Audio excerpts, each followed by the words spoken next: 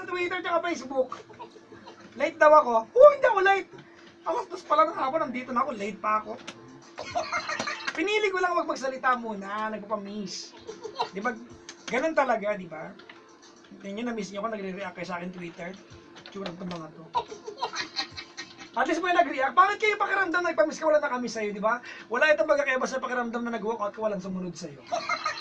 Di ba, no? Hindi mong nagtampo ka sa girlfriend mo, nag-walkout ka, tapos hindi ka sinundan. Pag nakalayo ka na, mag-iisip ka, babalik ba ako? At pag ginawa mo yan, para kang tanga.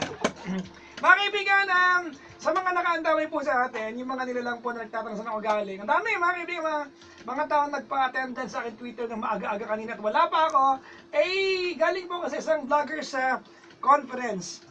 Meron po kasing cute na DJ na may TV show. Pinuntahan nila, sa mama ko. Ako pala yun, Edjos. At yung mga pangalan nila. Nandito po sila sa booth ngayon, kinukuhanan nila kasi i-vlog po nila yung moment na mabasahin ko to. Importante ito. Please pakisigaw po na malakas ng present pag tinawag ko mga pangalan nila. Hello po kay Alex Dizon. Ayan, ha. Jeman Villanueva. J.R. Bustamante. John Michael Bueno. Okay. Okay, after 2 weeks pumasok ka sa klase natin. Yes. Carl Valenzuela. Nagtitweet sa akin to. Di ba nga nanghihingin load at Ate Marcelo. Present tense. Dito po, ayan. Ellie Valendez. Present. Ay, kaano si Aiko Valendez. Wow! Ang jokes hindi updated. Nakakaya yung joke ko. Si Rain De Ocampo. Present. Ayan, Lawrence Husay. Present. Alwin Aguirre. Present. Si, ano to, Ayan? Yeah. Ayan Escarpe. Hi. Hi? Virgin. Ang alam niyo po, ang sabi niya mga kaibigan, hi. Wala namang assignment kung baka hi. Eklat, ayan. Lou Ventigan. Ayan. Salamat sa mga vloggers, mga kaibigan na nandito ngayon. I-retweet ko lahat ng kanilang vlog pag sinulat nila ako, mga kaibigan. Pag hindi against sa akin, hindi ko retweet. Pag against sa akin pala. Salamat po, thank you very much sa tiyaga ninyo. Alam ko hindi ako magandang kuhanan, pero nagsasayang kayo ng memory card sa akin. Thank you very much. Alam niyo mga kabisyo, kasi nakaraang ilang araw, nagkaroon na po ng press conference sa sa Timog naman ginanap. Iba yung nervous ko kasi natakot ako. Ngayon medyo nakakahinga ako ng maluwag. Hindi masikip ang dibdib ko. Maliban sa nagluwag ako ng bra, masikip kasi nagluwag ako ng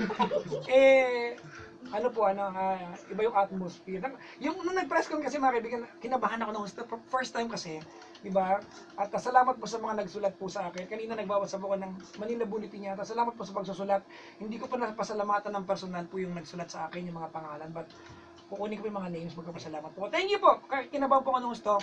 And I was with Tito Ricky Lu kanina, di ba? Sa Ricky Lu sa Sofitel. So siya, kinilig. Tito Ricky, maraming salamat. Alam niyo mga kabisyo, hindi po talaga ako sanay sa ganito. Ito po, bago dumating si Tito Ricky Lo kanina sa Sofitel, konti na lang magpapadextrose po ako. Diba yung gusto ko magpaswero kasi sobra po yung nervyos ko. But he was very, very nice. Ang bait. Wala lang. Ay, talagang magiging bold star na ako sunod. Papunta na yung karir. Ang kulit ko, nakit ko nagagagawa ko. May caller tayo, pero bago ang lahat mga kaibigan, I'd like to say hi. And good evening to Ma'am Cherry, Miss Poch of Cherry Mobile, my Cherry Mobile family. Maraming salamat. Nag-text siya ngayon, maligayang pakikinig. Ma'am Poch, maraming salamat na nabagbag po siya sa kwento ng caller ng kagabi. At